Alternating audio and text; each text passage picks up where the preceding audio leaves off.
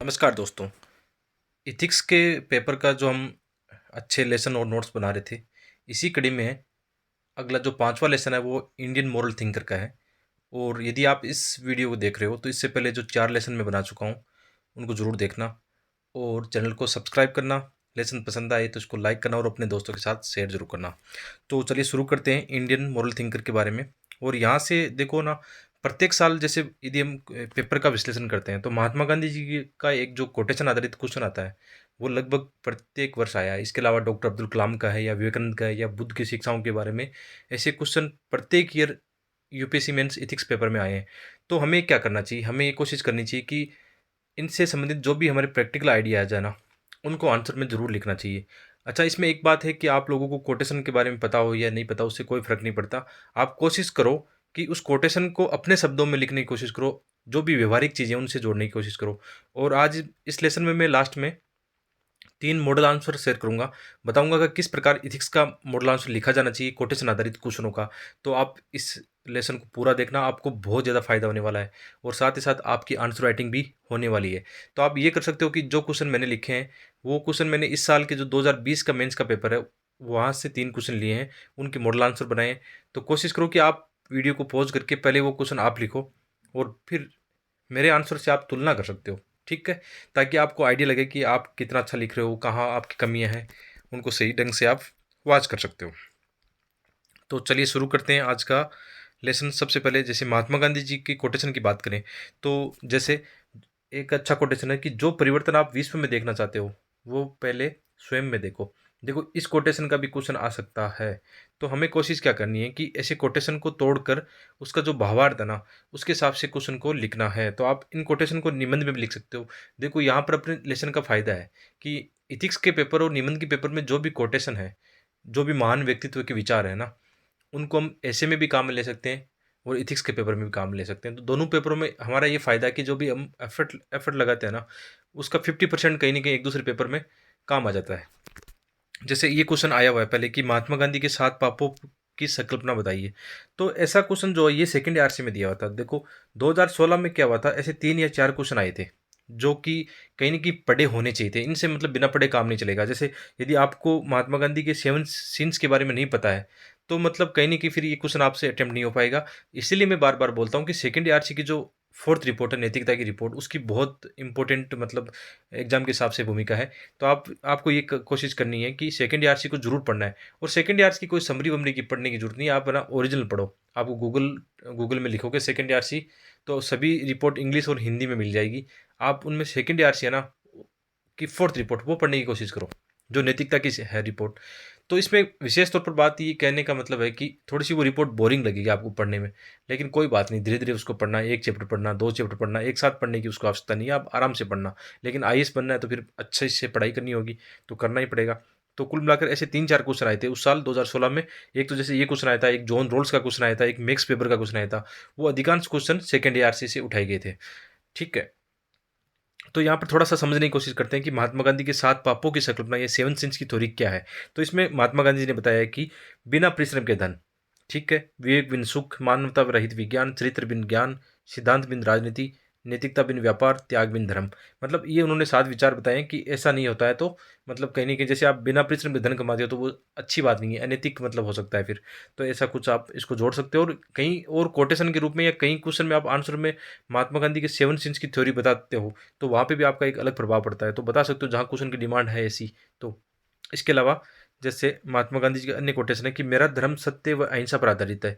सत्य मेरा भगवान है और अहिंसा उसे पाने का साधन। पवित्र साध्य के लिए पवित्र साधन, ये तो बहुत ही इंपॉर्टेंट है। मतलब ये क्वेश्चन बन सकता है देखो भाई, कि पवित्र साध्य यानी आपका जो एम है ना वो भी पवित्र होना चाहिए, और आप एम तक जा रहे हो ना, अपने उद्देश्य को प्राप्त कर रहे हो, तो उसके साधन भी पवित्र होने चाहिए। तो गांधी जी की थ्योरी यहाँ पर क्या इंपॉर्टेंट रखती है कि साध्यों के साथ साधन भी पवित्र होने चाहिए। और इस यदि इसको हम उपयोगितावाद से तुलना करें तो उपयोगितावादी क्या मानते हैं कि परिणाम अच्छा होना चाहिए, यानी अधिकतम लोगों को अधिकतम सुख मिलना चाहिए। उनको कोई मतलब नहीं है कि मतलब माध्यम क्या रहा है, माध्यम पवित्र है कि नहीं है। तो यहाँ पर हम मान सकते हैं कि गांधी जी के जो विचार है वो उनसे बढ़िया है, उपयोगितावाद से बढ़िया है। कांट की भी बात करें तो कांट क्या कहते हैं कि व्यक्ति के कर्तव्य नैतिक होने चाहिए। अब वो साध्य की बात नहीं करते वहाँ पे, केवल कर्तव्य की बात करते हैं कि एक्शन जो है ना वो मतलब होने चाहिए नैतिक और पवित्र होने चाहिए। गांधी जी ने दोनों चीज़ों को पवित्र माना है। तो देखो कितनी तुलना हो रही है। और जब भी ऐसा क्वेश्चन आए ना तो आप कांट से तुलना करो, उसे उपयोगितावाद से तुलना करो, और अन्य विचारक जो आपके ध्यान में उनसे भी आप तुलना कर सकते हो, ताकि आपका आंसर एक तार्किक लगेगा, गहराई से लगेगा, मतलब अच्छा आंसर लगेगा। ठीक है। इसके अलावा जैसे ऐसे गांधी जी के नैतिक विचारों के आप ऐसे मतलब फ्लो चार्ट और डायग्राम से भी आप बता सकते हो। जैसे गांधी जी के अन्य नैतिक विचार जो भी हैं, सत्य, अहिंसा, सामाजिक न्याय, वंचित वर्ग के प्रति व्यापक मतलब एक संवेदनशील दृष्टिकोण, स्वच्छता, पर्यावरणीय नैतिकता, वसुदेव कुटुंबकम, लैंगिक समानता।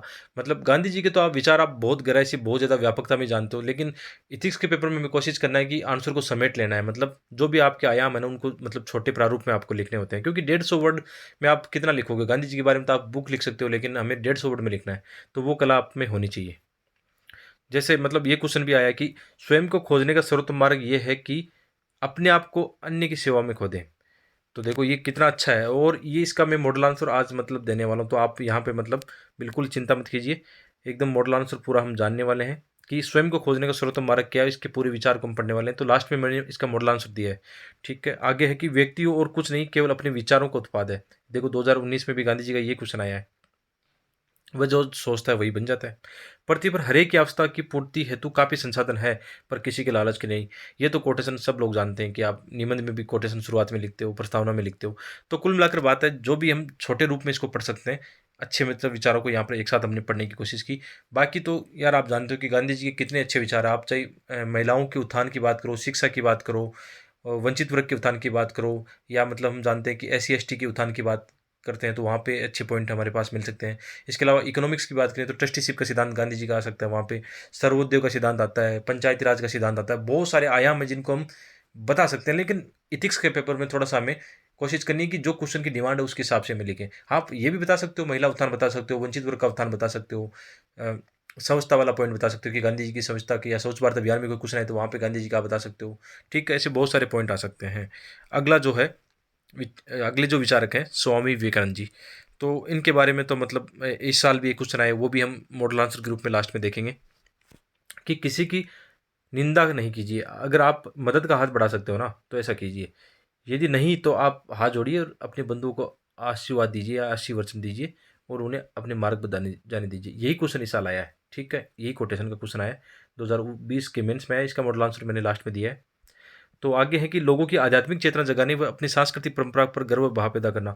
मतलब हम विवेकानंद के विचारों को पढ़ते हैं तो हमारे अंदर एक राष्ट्रवाद की भावना आती है, एक कहीं न कहीं हम एक मानवता की जो सेवा की भावना आती है कि विवेकानंद का यही तो कहना था ना कि मतलब किसी भी देश का उत्थान तभी हो सकता है जब उस देश के जो वंचित वर्ग है, गरीब तबके तबके का उत्थान हो पाएगा। आप चाहे ना कितनी GDP GNP अपनी कितनी ऊंची कर लो, कितना ही मतलब लोगों की मतलब जब तक भलाई नहीं करोगे तो आपकी GDP का उसका क्या फ़ायदा है। और अभी वर्तमान में भी हम देख रहे हैं कि हमारे देश का जो ग्रोथ है, मतलब जॉबलेस ग्रोथ बढ़ रहा है कहीं न कहीं, और असमानता की खाई हम देख रहे हैं कि जैसे इनइक्वालिटी रिपोर्ट में हाल ही में आया भी है, कितनी हमारी जो असमानता की खाई गहरी हो रही है अमीर और गरीब के बीच में। कहने का मतलब है कि अमीर वर्ग ज़्यादा मतलब प्रगति कर रहा है, जबकि वंचित वर्ग के पास मतलब उतने संसाधन नहीं है, वो प्रगति नहीं कर पा रहा है। तो विवेकानंद जी के ये विचार प्रासंगिक नज़र आते हैं कि जब भी ऐसा कोई क्वेश्चन सोशियोलॉजी में आए और इथिक्स में आए तो आप बताया करो कि विवेकानंद ने ये कहा है कि जब तक उसी देश का मतलब किसी देश का विकास या उत्थान नहीं हो सकता जब तक मतलब उसके गरीब तबके है ना वो गरीबी में रहेंगे या बेरोजगारी में रहेंगे या भूखमरी में रहेंगे। तो ऐसे विचार हमारे काम के हैं। इसके अलावा मानवता की सेवा, विशेषकर वंचित वर्ग का सर्वांगीण विकास होना चाहिए, शिक्षा का प्रसार होना चाहिए, स्त्रियों की दशाओं में सुधार होना चाहिए। नैतिकता किसी डर, भय, अपमान आदि से नहीं बल्कि अंतरात्मा की आवाज़ से आनी चाहिए। मतलब आप किसी से प्रभावित होकर अपने मतलब नैतिक बनने की तो चलो कोशिश कर सकते हैं, लेकिन खुद के अंदर से जो नैतिकता आएगी ना वो मतलब स्थायी होगी, और वो मतलब आपके लिए ज़्यादा सकारात्मक साबित होगी। तो ये वास्तविक प्रकृति की होनी चाहिए। पूर्व व पश्चिम के मध्य सेतु के उन्होंने काम किया है कि भारतीय जो अध्यात्म दर्शन योग है ना, इसको उन्होंने हम जानते हैं कि 1893 में जो शिकागो सम्मेलन हुआ था, धर्म सम्मेलन, उसमें भारतीय संस्कृति का काफ़ी मतलब वहाँ पे व्यापक प्रसार हुआ। और इसके अलावा विवेकानंद ने इसके अलावा बहुत सारे देशों में घूम घूम कर भारतीय संस्कृति का एक अच्छा मतलब पॉजिटिव इम्पैक्ट मतलब विदेशी लोगों पर डाला है। तो कहीं न कहीं हम मान सकते हैं कि इसके साथ एक और उन्होंने काम किया कि जो पश्चिमी विचार है, कि पश्चिमी जो विचार अच्छे विचार है ना, उनको भी भारतीय लोगों को उनको बताया ताकि आप अच्छे विचारों को अपना सको। तो कह सकते हैं कि किस प्रकार विवेकानंद जी के जो विचार है ना, पश्चिम व पूर्व के मध्य एक कड़ी का काम करते हैं। इसके अलावा अच्छा एक कोटेशन और है कि सफलता के लिए अनिवार्य तत्व क्या है? शुचिता यानी ईमानदारी, धैर्य, अध्यवसाय यानी लगातार निरंतर उद्यमशील बने रहना, और सर्वोपरि प्रेम। मतलब उन्होंने ये बताया कि यदि किसी व्यक्ति को सफल होना ना, तो उसको ईमानदार होना होगा अपने जीवन में, अपने रिश्तों के प्रति ईमानदार होना होगा, अपनी जो कि आपकी प्रोफेशनल लाइफ है उसमें ईमानदार होना होगा। आपको पेशेंस बनाए रखना है, मतलब कोई भी आप काम कर रहे हो ना तो उसमें आपको अधीर नहीं होना है, मतलब लगातार एकदम श्रम करते रहना है, लेकिन साथ ही साथ धैर्य भी अपनाना है। अध्यवसाय का अर्थ क्या होता है? निरंतर उद्यमशील, कि आप किसी लक्ष्य को लिया, जैसे आपको आईएएस बनना है, ठीक है? तो लगातार आपको मेहनत करते जानी है। हो सकता है परिणाम आपको 1-2 साल, 2-3 साल में नहीं मिले, लेकिन हारना नहीं है दोस्तों।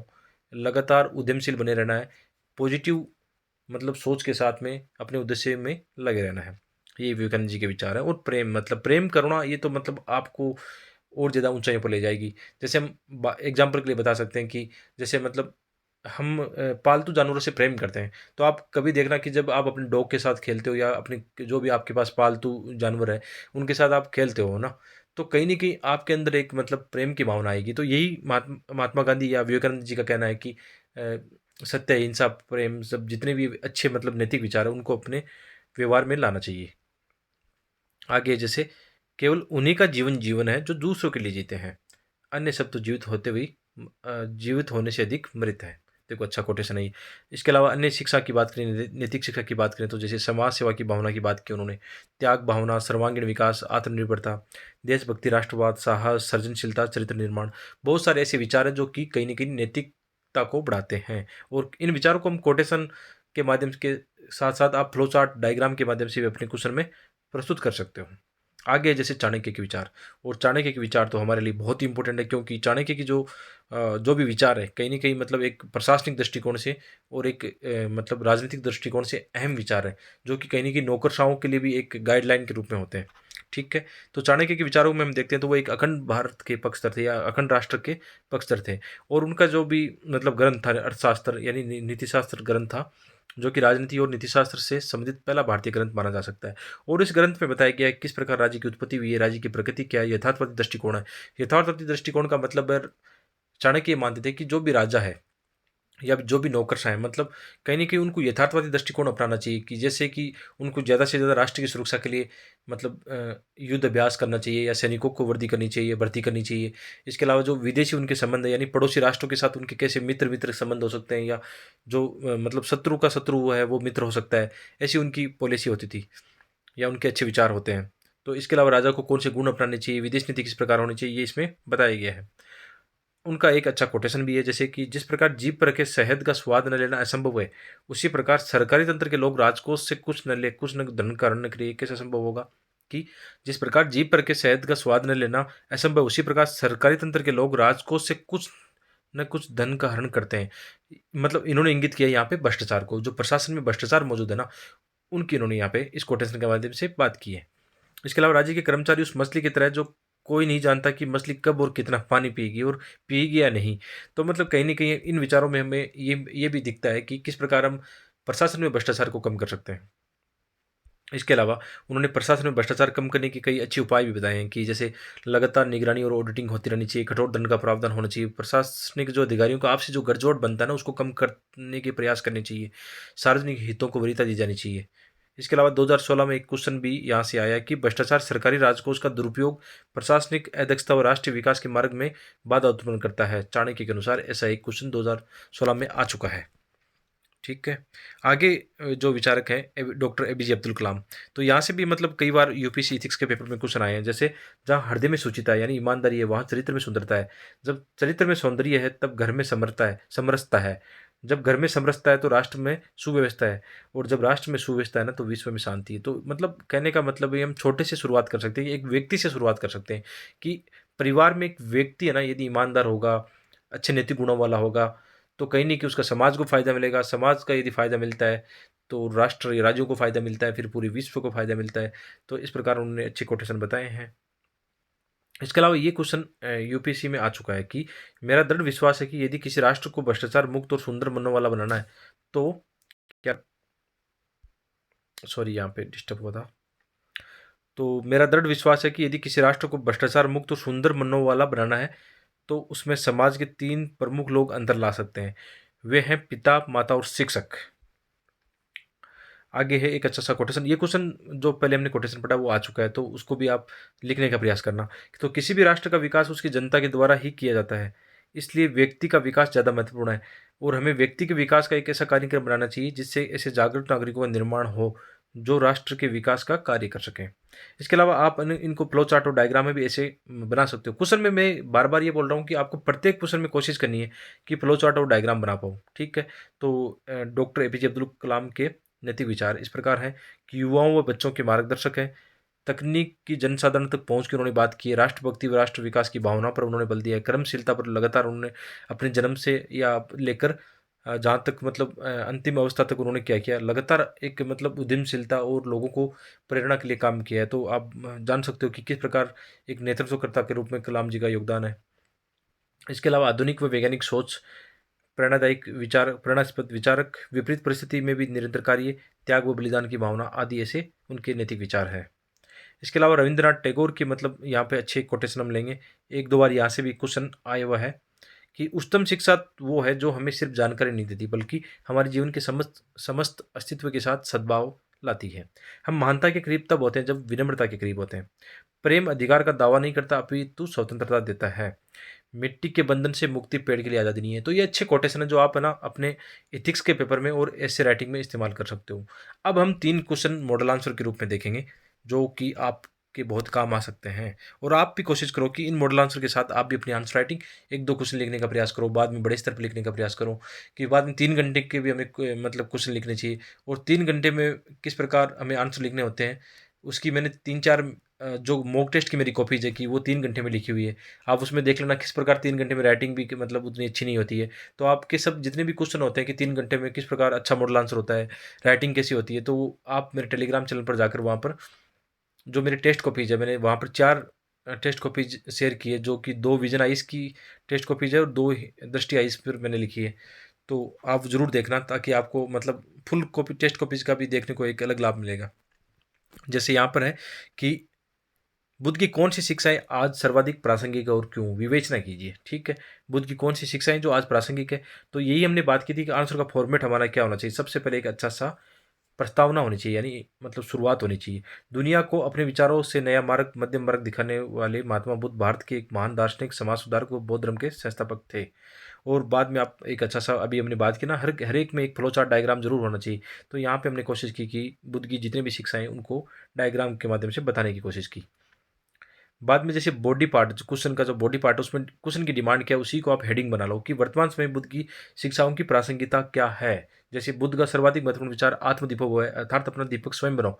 नैतिक द्वंद्व की स्थिति में निर्णय लेने में सहायक होता है। अब जैसे आप किसी भी कंडीशन, जैसे कोई ऐसी परिस्थिति होती है कि आप डिसीजन नहीं ले पा रहे हो, तो वहाँ पे आप बुद्ध का ये कोटेशन याद करो, आत्मदीपक है। एक नई मतलब ऊर्जा का संचार होगा। आप माइंड को अलग तरीके से सोचोगे कि यार मतलब आदमी खुद अपनी समस्या का समाधान नहीं निकलेगा तो कोई दूसरा थोड़ी ना आएगा। मतलब यहाँ पे ये काम आ सकता है। जैसे बुद्ध का सिद्धांत व्यक्ति को सत्य व अहिंसा का मार्ग दिखाता है, जो व्यक्तिगत जीवन में रिश्तों में विश्वास व सार्वजनिक जीवन में पारदर्शिता व जवाबदेहिता में वृद्धि और जीवों के प्रति संवेदनशील बनाता है। क्वेश्चन को अलग अलग आयाम से लिखना, याद रखना एक ही मतलब आप पॉइंट को लेकर उसको बार बार नहीं बताना है, एग्जामिनर इरिटेट हो जाएगा। आपको कोशिश करनी है विविधतापूर्ण अपने आंसर को लिखना है। ठीक है, बुद्ध का सिद्धांत रूढ़िवादिता को नकारते हुए तार्किकता पर बल देता है। जैसे आज का संपूर्ण विश्व में आतंकवाद, क्षेत्रवाद, सांप्रदायिकता आदि हावी है, जिसके पीछे मूल दार्शनिक समस्या ये है कि कोई भी व्यक्ति, वर्ग, समाज व देश अपने दृष्टिकोण से पीछे हटने को तैयार नहीं है। महात्मा गांधी का संपूर्ण मानवता के प्रति दृष्टिकोण, मदर टेरेसा का कुष्ठ रोगियों के प्रति करुणा व सेवा भाव, व बाबा प्रकाश आमटे का जीवों के प्रति सेवा भाव आदि बुद्ध की शिक्षाएं हमें लगातार हम देखते हैं कि प्रासंगिक नजर आती है। तो बुद्ध का कर्मवादी सिद्धांत भी हमें मतलब हमेशा प्रेरणादायी हमारे लिए होता है कि हम लगातार कर्म करते रहें, कि मानव के सतत व समावेशी विकास को आधार प्रदान करता है। इसके अलावा हम देख सकते हैं कि हालांकि बुद्ध के कुछ ऐसे विचार है, देखो क्वेश्चन की टेल वर्ड में क्या था, विवेचना कीजिए। तो जब भी विवेचना वाला वर्ड आता है ना, उसमें कोशिश करनी है कि उसके प्रासंगिकता भी बताएं, लेकिन साथ साथ थोड़ी कुछ आलोचना भी हम कर पाएं कि हालांकि बुद्ध के ऐसे विचार भी हैं जो वर्तमान में अप्रासंगिक नजर आते हैं। जैसे दुखों से बचने का एकमात्र उपाय सुखों की लालसा छोड़ना व महिला अधिकारों के प्रति संकुचित विचार हमें नजर आते हैं। लेकिन इसको ज़्यादा नहीं लिखना है, कोशिश करिए पॉजिटिव चीज़ों को ज़्यादा लिखें और जो आलोचना वाला मतलब पॉइंट होता है उसको कम लिखें। लास्ट में एक अच्छा सा निष्कर्ष होना चाहिए कि इस प्रकार कहा जा सकता है कि आज अधिकांश वैश्विक समस्याओं का समाधान बुद्ध की शिक्षाओं में नजर आता है। आगे जो है कोटेशन आधारित क्वेश्चन स्वामी विवेकानंद जी का है, उसको हम लेंगे। और क्वेश्चन की डिमांड क्या है कि निम्नलिखित में से प्रत्येक उदाहरण का आपके विचार से क्या अभिप्राय है। देखो आपके विचार से क्या अभिप्राय है, यहाँ पर मतलब समस्या आती है कि अब लिखे क्या।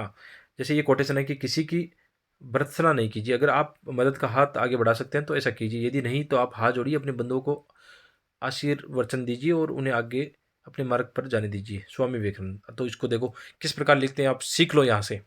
मतलब उसमें कोई बड़ी बात नहीं है कि हम जो भी फिलोसफिकल क्वेश्चन या ऐसे हैं उसको लिखना कोई बड़ी बात नहीं होती है। आप थोड़ा सा तरीका सीख लो, ईजिली कर पाओगे। जैसे इसमें भी सबसे पहले हमें अच्छा सा एक प्रस्तावना लिखनी है। ठीक है। स्वामी विवेकानंद का ये नैतिक विचार विश्व बंधु संपूर्ण मानवता को समावेशित करता है। सक्षम व्यक्तियों को वंचित वर्ग की हर संभव मदद करने का और जो सक्षम नहीं है उन्हें नैतिक व्यवहार का संदेश देता है। कितना अच्छा मतलब यहाँ पे प्रस्तावना है। और ये कोई अलग से नहीं आती, ये हमारे विचारों से निकल के आती है। जब हम अच्छा पढ़ लेते हैं ना, डेली बेसिस पर हम कोई नहीं के आर्टिकल पढ़ते हैं, कहीं अच्छे विचार पढ़ते हैं कहीं भी, तो उनकी का मिला जुला असर होता है कि आपका माइंड अपने आप प्रोड्यूस करने लगता है। तो इसमें कोई चिंता की बात नहीं है। जैसे आगे है कि ईश्वर चंद्र विद्यासागर की दयालुता व मानव सेवा की भावना के उदाहरणों में देखा जा सकता है कि उन्होंने किस प्रकार गरीबों व वंचित वर्ग के लिए शिक्षा व स्वास्थ्य संस्थाएं बनाई। तो यहाँ पे हमें अलग अलग आयाम से लिखना है। अब देखो आपके पास अच्छे एग्जाम्पल होंगे ना, तो आप क्वेश्चन की डिमांड के अनुसार लिख सकते हो। तो आप यहाँ पे विवेकानंद जी ने क्या कहा कि आप यदि सहायता कर सकते हो तो करो, नहीं कर पाते हो तो कोई बात नहीं, आगे बढ़िए, किसी की आलोचना से मतलब नहीं है। आप जैसे एक एग्जाम्पल लेते हैं कि कोई व्यक्ति मतलब या कोई बच्चा आपके पास आता है और मतलब भीख मांगता है। तो कहने का मतलब है, यदि आप भीख क्यों मांगता है तो आप ये जान सकते हो कि हो सकता है वो भूखा हो या उसको कोई और उसकी नीड हो। तो मतलब ये क्वेश्चन करने की बजाय कि यार तू भीख क्यों मांगता है, पढ़ना चाहिए, लिखना चाहिए, ये अच्छी बात है, कोई बात नहीं। लेकिन सबसे पहली प्राथमिकता क्या होनी चाहिए, ये जानना चाहिए कि तुम्हें खाना खाना है या नहीं खाना। मतलब ये जानना चाहिए कि उसकी मतलब क्या नीड हो सकती है। तो हमें मतलब लेक्चर नहीं देना है, उसकी जो समस्या है उसको समाधान करना है। और या आप उसकी मदद नहीं कर पाते हो तो कोई बात नहीं, उसको अपना हाथ जोड़िए, बोलिए कि मेरे पास नहीं है। मतलब कहने का मतलब आप ऐसा कर सकते हैं। तो यहाँ पर हमने कोशिश की कि ईश्वर चंद्र विद्यासागर जी का एक एग्जाम्पल लिया, उसके हिसाब से आगे लिखने की कोशिश की। फिर हम अभी हाल ही के एग्जाम्पल जोड़ सकते हैं। याद रखना अपने क्वेश्चन को आप थोड़ा सा आंसर में है ना, जो नई चीज़ें होती है, करंट वाली चीज़ें होती है, वो ऐड करने की कोशिश करना। ठीक है। हाल ही में कोविड-19 के संकट के हमने दौरान देखा कि डॉक्टर, पुलिस, सभ्य समाज, नागरिक समाज, छात्र आदि के द्वारा वंचित वर्ग के लिए भोजन, पानी, स्वास्थ्य, आवास आदि उपलब्धता में सरकार व प्रशासन की मदद की गई थी। राजस्थान कैडर की आईएएस अधिकारी डॉक्टर मंजू, जो अपनी प्रशासकीय भूमिका के साथ साथ उदयपुर के आदिवासी इलाके में वंचित वर्ग को स्वास्थ्य सेवाएं देकर मानवता को आगे बढ़ा रही है। तो मतलब इनका प्रमुख जॉब क्या है कि इनका कार्य क्षेत्र है कि प्रशासनिक दृष्टिकोण से उनको काम करना है, लेकिन वो साथ ही साथ मतलब डॉक्टर भी है, तो अपनी जो कौशल है, जो स्किल है, उनका उपयोग आदिवासी इलाकों में अपनी अन्य सेवाओं में देने में भी उपयोग में ले रही है। तो कुल मिलाकर ये है कि आप यहाँ से अच्छे जो एग्जाम्पल आते हैं न्यूज़पेपर में, वो भी आप ऐड कर सकते हो। दूसरी तरफ हम जानते हैं कि आज समाज में क्रोनी पूंजीवाद, देखो एक हमने पॉजिटिव पक्ष दिखाने की कोशिश की, दूसरी ओर हम थोड़ा सा जो नेगेटिव पक्ष है वो भी दिखाएंगे कि आज क्या हो रहा है कि समाज में क्रोनी पूंजीवाद के कारण, ये क्रोनी पूंजीवाद का अर्थ होता है कि किस प्रकार पूंजीपति और सरकार आपस में मिलकर काम करती है, अपने गठजोड़ के हिसाब से अपने हितों को साधने का प्रयास करते हैं। वह प्रशासन में भ्रष्टाचार के कारण संसाधनों का केंद्रीकरण हो रहा है, जिसके कारण देश में सतत व समावेशी विकास में बाधा उत्पन्न हो रही है तथा वंचित वर्ग तक सरकार की लोक कल्याण नीतियों का लाभ नहीं पहुंच पा रहा है। लास्ट में एक अच्छा सा फिर हमें डिस्कस लिखना है जो कि अच्छा होना चाहिए। अतः कहा जा सकता है कि स्वामी विवेकानंद के नैतिक विचारों को हमारे संविधान की प्रस्तावना मूल अधिकारों मूल कर्तव्यों में भी शामिल किया गया है। साथ ही हमारी प्रशासनिक सेवाओं का मूल उद्देश्य भी वंचित वर्ग का तक सुशासन को पहुंचाना है। फिर एक और कोटेशन आधारित क्वेश्चन लेने वाले हैं यहाँ पर, जो कि महात्मा गांधी का है कि स्वयं को खोजने का सर्वोत्तम मार्ग यह है कि अपने आप को अन्य की सेवा में खो दें। महात्मा गांधी। तो महात्मा गांधी के उपयुक्त कथन से तात्पर्य है कि व्यक्ति का व्यक्ति होना तभी सार्थक है जब अपने आप को मानवता की सेवा में पूर्ण रूप से समर्पित कर दें। उदाहरणों सहित फिर इसको आगे बढ़ाना है कि जैसे मदर टेरेसा के उदाहरण से देखें तो कह सकते हैं कि मानव सेवा कुष्ठ रोगियों की सेवा में पूर्ण रूप से समर्पित थी और इसी समर्पण भाव से उन्होंने अपनी पहचान बनाई। नोबेल पुरस्कार विजेता कैलाश सत्यार्थी, जिन्होंने अपना संपूर्ण जीवन बाल अधिकारों के लिए समर्पित कर दिया, अपनी एक अलग पहचान बनाई। यानी आप अलग अलग एग्जाम्पल से इनको लिखने की कोशिश करो तो आपका आंसर विविधतापूर्ण हो जाएगा। जैसे हम एग्जाम्पल और लेते हैं कि नेल्सन मंडेला ने अपने आप को खोजने का मार्ग अपने लोगों की भलाई व रंगभेद नीति के खिलाफ लड़ाई को बनाया। प्रामाणिक नैतिकता व जीवों के प्रति समर्पण भाव चंडी प्रसाद भट्ट, सुंदरलाल बहुगुणा आदि के उदाहरणों में देखा जा सकता है। प्रशासनिक दृष्टि से भी ऐसे अनेक उदाहरण हैं जहां पर हम देख सकते हैं कि अपना जीवन का उद्देश्य मानव सेवा व राष्ट्र हित को बनाया। जैसे मंजूनाथ सुंदरनाथ दुबे, देश के मतलब हितों को रक्षा करते हुए, लोगों की भलाई करते हुए अपने आप को मतलब प्राणों की आहुति उन्होंने दी। दूसरी तरफ ऐसे उदाहरण भी है जहां मानव व्यक्तिगत हितों, भौतिकवादी हितों को सर्वोपरि रखकर अपने स्वार्थ की पूर्ति में लगा हुआ है, जिससे प्रकृति को नुकसान होता है, साथ ही देश के सतत समावेशी विकास के उद्देश्यों को भी नुकसान पहुंच रहा है। कोई भी आंसर आप ज्यादा कोशिश करो कि पॉजिटिव और नेगेटिव पक्ष दोनों दिखाओ, लेकिन पॉजिटिव पक्ष ज्यादा दिखाना, नेगेटिव कुछ एक पैराग्राफ में दिखा देना है। लास्ट में अच्छा सा एक मतलब निष्कर्ष आपको जरूर लिखना है कि अतः कहा जा सकता है कि गांधी जी के नैतिक विचारों में वंचित वर्ग का सामाजिक आर्थिक उत्थान, लैंगिक समानता, मानवाधिकार, प्रगति, संरक्षण, मानव का कल्याण संभव है। तो इस प्रकार जो इंडियन मॉरल थिंकर है उनका एक अच्छा लेसन यहाँ पे पूरा होता है। और जो इस लेसन को पूरा देखता है, अब देखो यहाँ तक बहुत कम स्टूडेंट पहुँच पाएंगे, ये मेरी गारंटी है कि ये लेसन जिसके सामने जाएगा बहुत कम स्टूडेंट होंगे जो इसको मतलब 2-4 मिनट तक देख पाएंगे। लेकिन आप यहाँ पर हो, जो अभी आप मेरी आवाज़ सुन पा रहे हो, आप यहाँ हो तो मैं दावे के साथ कह सकता हूँ, आप है ना मतलब अपने इन छोटे छोटे प्रयासों से मैं गारंटी से कह सकता हूँ कि इथिक्स के पेपर में हिंदी माध्यम में आपके टॉप मार्क्स आएंगे। ये सब मेरा विश्वास है, और इस विश्वास को आप अपने आप में उतारिए कि जो बंदा सामने वाला आपको पढ़ा रहा है वो खुद 4 बार मेंस लिखा है, 3 बार इंटरव्यू उसने फेस किया है। मतलब इथिक्स के पेपर में लगभग हमेशा ही मुझे अच्छे मार्क्स मिले हैं। 126 मार्क्स इस बार 2019 में मिले हैं, 105 मुझे 2016 में मिले हैं, बाकी 2 बार मुझे 90-90 के समथिंग मार्क्स मिले हैं। तो कोशिश ये, मेरी कोशिश ये है कि आपको इस प्रकार पढ़ा पाऊँ सिंपल लेसन से कि आप इजीली है ना अपने अन्य जो सहपाठी हैं, जो मतलब और कहीं मतलब अपनी पढ़ाई कर रहे हैं, उनसे आपको बेटर कर पाऊँ, यानी उनसे आपके 10-15-20 नंबर ज़्यादा आ पाएँ। और यही मेरी मतलब मेन भूमिका रहेगी कि आपको थोड़ा गाइड करूँगा एक मेंटर की तरह, ठीक है। तो बहुत बहुत धन्यवाद। आप इन लेसन को मतलब लगातार देखते रहना, रिविजन करना, और लेसन पसंद आए तो इनको लाइक करना, शेयर करना। Thank you.